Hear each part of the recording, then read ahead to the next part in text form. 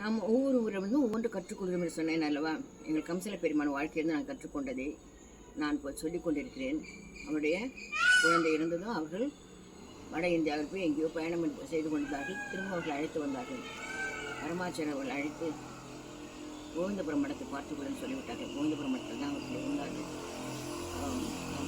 அதை பற்றி ஒன்றுமே அவர்கள் புரிந்து கொள்ள மாட்டார்கள்.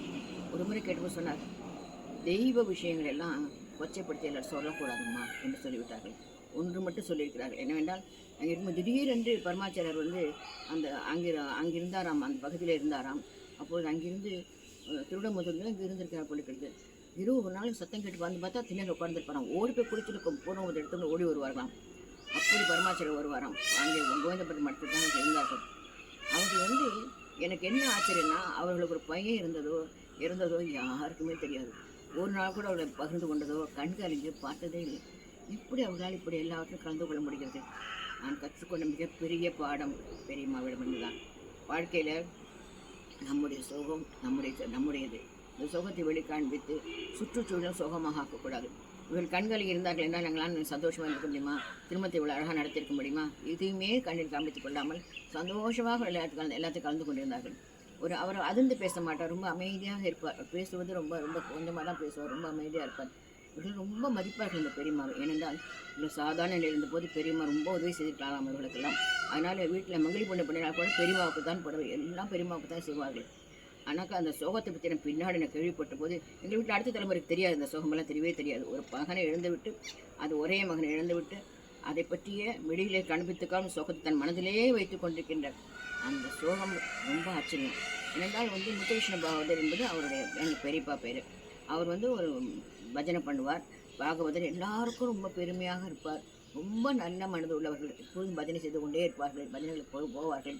அவர்களும் ராதாகலாம் செய்வார்கள். இப்படி பஜனையிலேயே பாடல்களையே தனது வாழ்நாளில் அவர்கள் கழித்து வந்தார்கள். நம்மூரனுடைய பஜனை சம்பிரதாயத்தை பற்றி பேசினால் முத்துகிருஷ்ண பாகவதரை பற்றி பேசாமல் இருக்க முடியாது. ரொம்ப நல்ல மனிதர். இருவருமே ஒரு நாள் கூட தங்கள் சோகத்தை வெளியில் காண்பித்ததே கிடையாது. அவங்க வீட்டுக்கு போயிருந்தது அப்போ தான் நினைவு. அவர் வீட்டு ஒரு படம் இருந்தது, பையனோட படம் இருந்தது. அந்த நெற்றியில் குங்குமம் இருந்தது. இப்போ தான் நினைவு வந்து, அப்புறம் தான் நினைவு வந்து, ஆமாம் அவங்களுக்கு பையன் படம் இருக்குமே என்று.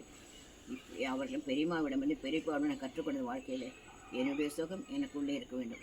நான் என்னுடைய சோகத்தை வெளியில் காண்பித்து அந்த பகுதியே நான் சோகமாக ஆக்கிடக்கூடாது. எல்லோரும் சாதாரணமாக இருந்தோமானால் என்னுடைய சோகத்தை அவர்களிடம் நம்ம பரப்ப மாட்டோம். அந்த இடத்தையே ஒரு மாதிரி ஒரு நல்ல எண்ணமாக இல்லாமல் எல்லாரும் இப்படி அவர் பார்க்கும்போதே ஒரு சோகத்தை காண்பித்து கொண்டு கண்களில் நின்றார் என்றால் சுற்றி இருப்பவர்களும் அப்படி சந்தோஷமாக இருக்க முடியுமா?